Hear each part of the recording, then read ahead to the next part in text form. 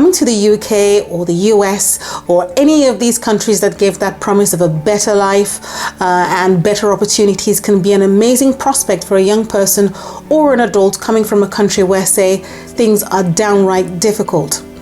However, there are some obstacles and unforeseen hurdles that you might encounter that might completely derail your plans coming into the country. I returned to the UK many years ago as a teenager and have some experience that I want to share with you that would allow for your arrival in the UK be a lot less dramatic.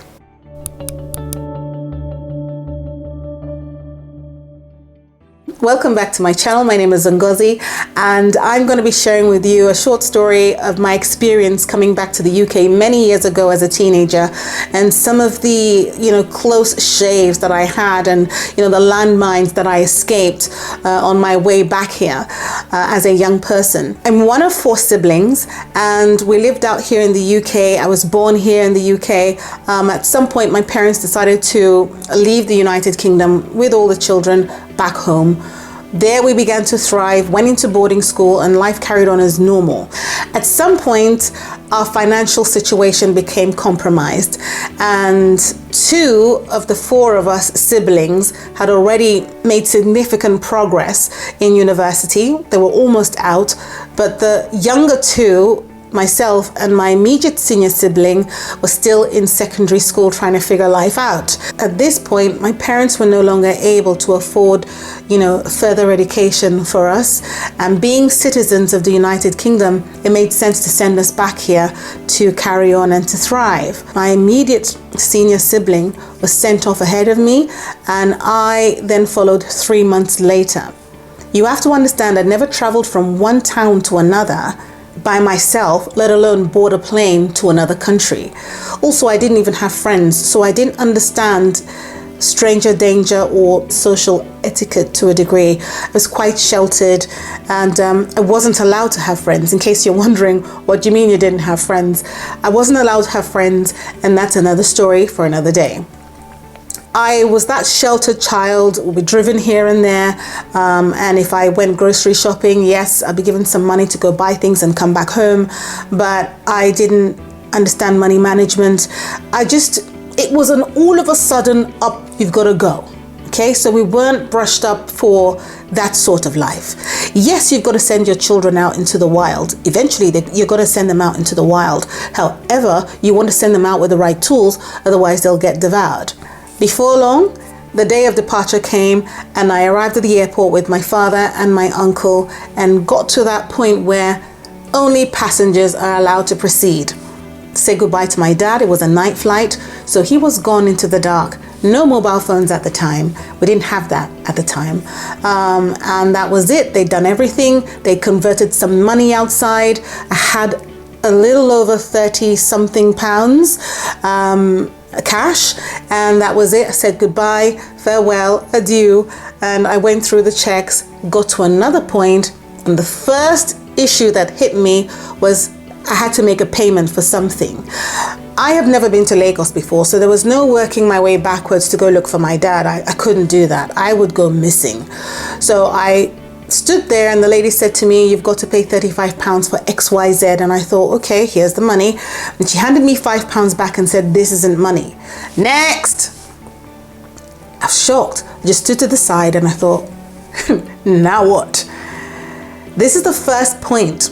While you're shipping someone off to a different country or wherever it might be, you want to make sure that they are financially stable to a degree. You don't want them to get stranded. It's one of the worst things that can happen is being financially stranded in transit. While I stood there, a lady went past me, and after being seen to, she turned to me and she said, are you okay? And I said, no. The lady over there says, this isn't money. And she said, don't worry, I'll take care of it. This woman then says, stand over here, hold my bag. That's the next thing that happened. I held a stranger's bag. I had never been given the talk of don't take that from that stranger or from that person. Never had that talk before. I just took the bag. Now, there could have been drugs in the bag. Anything, serious could have happened to me at that point. And my entire plan of coming to the United Kingdom could have been completely derailed if she was someone who was devious and took advantage. But miraculously, that wasn't the situation for me. She made payment for me, an extra £5, and then I got £3 coins back. That's the next point. I had £3 as cash coming into the United Kingdom. I boarded the plane, arrived in the United Kingdom, and had £3 coins to make a call to someone that was barely an acquaintance to my parents. This man had visited our home a couple of times as a group of people. They were hosted, and he got to know that my parents' children were born in the United Kingdom, and he was like, why are they there? You should send them out. They shouldn't be here. There's better opportunities out there. And, you know, my parents said, sure, when the time comes, we'll definitely reach out to you. And they had his address. This was the contact address that I had on me. My dad had already instructed that when I got to the United Kingdom, all I had to do was go to a payphone, call that number, and he would, you know, take it from there. So as I arrived at the airport, you do realize I had only £3, yes? So I get in there and I find a payphone and I make the first attempt. The phone is picked and he goes, who is that? And I say, it's me, the daughter of so and so. And he's like, really? Well, what are you doing? Where are you calling from? And I said, I'm at the airport. And by the time I wanted to finish, you know, explaining that point, the coin just disappeared. And before I could explain myself, the call was disconnected because I'd run out of funds. I didn't even understand how the payphone worked. I got out the next coin. You do realize I'm at Heathrow Airport, don't have any contact with anyone, no idea where I'm going, and I've got £2 left now. Put the one more coin in, and he picks up and says, where are you? I said, I'm at Heathrow Airport. I was told to contact you. And he said, right, so you've arrived in the UK. And I'm thinking, yes, I've arrived in the UK. Before I could finish that thought, it disconnected again. You guys, I had put in the last coin. When I picked, I said to him, I've put in the last coin that I have. He said, that's the only money you have? I said, yes. I heard him mutter something in the background. I don't remember what it was, but he said, get a black cab. Just get in a black cab and give them my address. So I did. I then decided to get out there, and I didn't even know what a black cab was. No idea what he meant by black cab. I know he said a taxi. And before I could even figure out what taxi that was, someone had already signaled and said, do you need a taxi? Do you need a taxi? And I said, yes. And I got in. That's the next point. A lot of people are trafficked from airports. There are people who are skilled at spotting novices. And lucky for me, again, I didn't fall into the trap of a devious person or a devious group. This man just said, you can come into this car. This is a taxi. I'll take you where you're going. Who's to say that that couldn't have been someone who was going to harm me? You know, have you watched Taken, right? You come out the airport and you just get in a car. He was right, getting a black taxi, but I just got in a taxi. I didn't understand.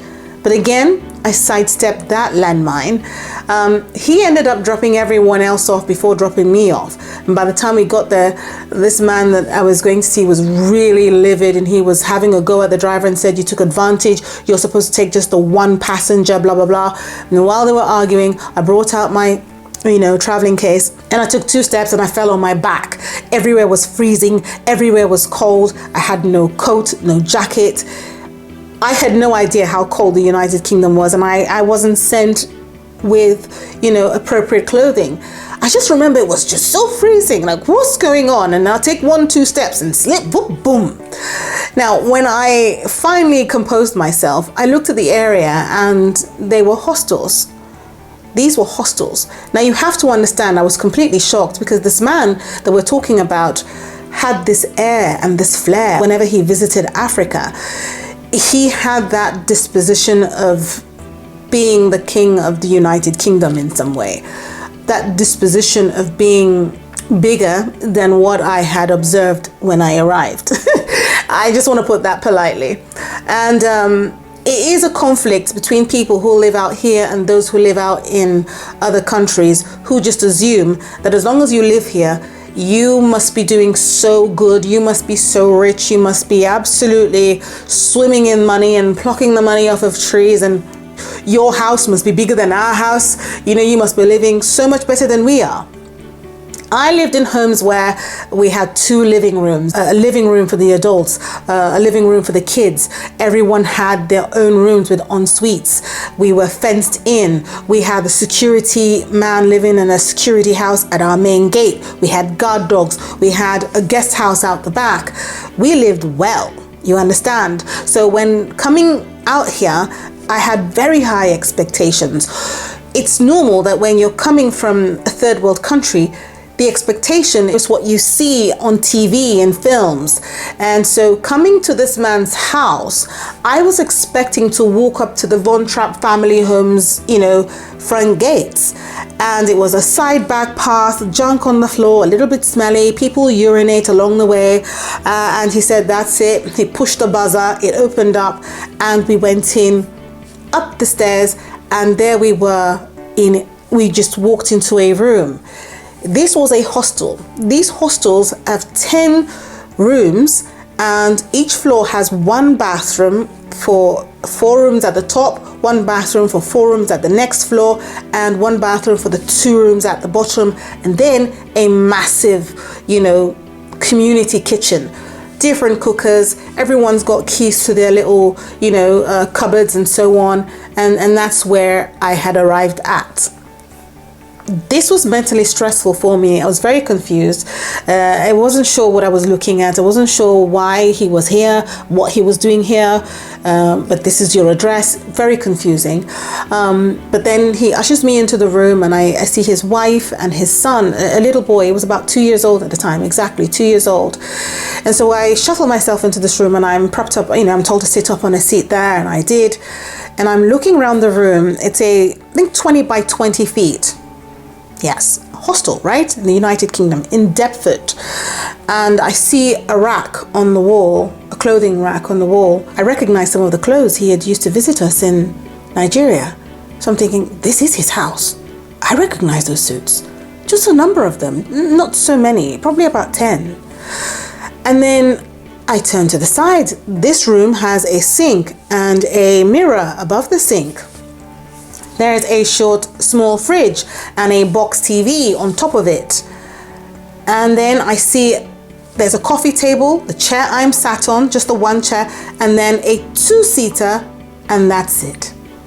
And now I'm very confused. He sits down, he gets on the phone, he's chatting with a friend, and the wife just sat there trying to control a 2-year-old.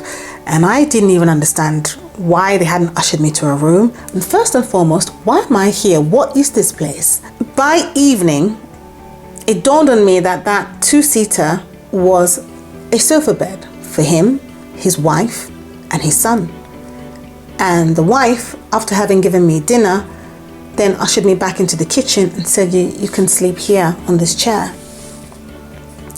Now, this chair was grimy. It had stain upon stain that had dried upon dried. You understand? It was sticky. It had been there since the beginning of time, and it was facing to the offside of the patio doors in the kitchen that lead out to a communal garden that had all the other hostels, many hostels, backed up onto, that communal garden. So you couldn't go anywhere. You couldn't leave the premises through the garden. Do you get what I mean? So I shoved the chair a bit further away from the sliding doors, and then I just opened up my box because she'd gone in, started putting my clothes over this sticky, dirty chair. It was smelling of weed, and I didn't know at the time what that was, but I knew later on because the boys and the gals, people who were coming into the kitchen to cook late into the night, just chatting, making noise, being noisy and all of that. They were smoking something that was stinging. It was stinging, it didn't feel right. But that's how eventually I came to understand that this place stinks of something, And I just lay in the chair, turned it facing the garden. It was dark, and I just covered up with more of my clothes, and I cried. That was my first day coming to the United Kingdom. You guys, you have to prepare your loved ones when coming out to a foreign country. You have to be careful with the experiences that they'll have. A friend of mine who came in here the same way ended up getting kicked out by the family that took her in. A lot of people get kicked out when they come here, and within I think 2 weeks of coming here, and she ended up on a bus. Now when the bus driver had finished his route, he said, last stop, and she said, I've got nowhere to go. And he recognized that there was a situation and let her stay on the bus. So the bus route was his, job, and he let her stay on through the night, through the day, through the night. And if she would get stuck because he had to take on a different shift or had a day off and had to come back on a different bus, then she would wander around that day and come back and join him on that bus free of charge upstairs, and he would buy her some food occasionally. I don't even remember what happened to her in the end, but that's how she started off in the country. Now, a lot of people then get into complicated situations where if you're thrown out, a man will take you in and say, listen, I'll take care of you, but he'll demand all sorts of favors off of you sexually. Young women as well come out here, and this is their experience a lot of the time. Lucky for me, I didn't have that experience, but a lot of things happened that I'd rather didn't when I came into the country. And that was because I was just not prepared. I was supposed to go straight into university as soon as I got here. It was all planned out. Everything was scripted. And when I, went in for the process, I was told that I had to be in the country for 3 years at least before I apply. So now I had to go to work. And that's how I started working. And I even lost my focus. I didn't want to go to school. Things just became a bit complicated. However, I am a graduate of the University of Greenwich now, but it took a while to get settled. There was a lot of distractions, there was a lot of deviations, and I lost touch with home. Even communication was quite difficult at the time because, you'd write letters and it would take 2-3 months for the postal system to get it to them, and then they'd write to you, and the issue had expired. It was very traumatic for me as a young person. And as I say, I know that there are some experiences that I'd rather not have had. You look at me and you say, well, but you turned out okay. Of course I did. Because I have a family, I have a job, I run my own business, I make some money. Is that what classifies as okay? People suffer trauma, and it's hidden behind the clothes and the makeup and the hair and the cars and the houses. It's hidden. And what you don't want for your loved one, where you want them to thrive, is to just thrive with material things. You want them to thrive with their mental health. You want them to thrive with their well-being. You want them to thrive with their relationships. You don't want them to just, head off into the wild, as I said earlier, and, encounter wild beasts along the way. Now, as I say, I will be telling other stories, giving you more insight to some of the experiences that I've had in this country, and hopefully it will go a long way to giving you some guidance and making your arrival in the UK a lot less dramatic than mine. Well, thank you so very much for watching. Be on the lookout, be prepared, and plan your journeys to any of these countries so that you don't lose your focus when you arrive or altogether lose your way. And that is the case for many people who have made a move. Thank you so very much for watching, and I'll see you again soon in the next video. Take care. Bye.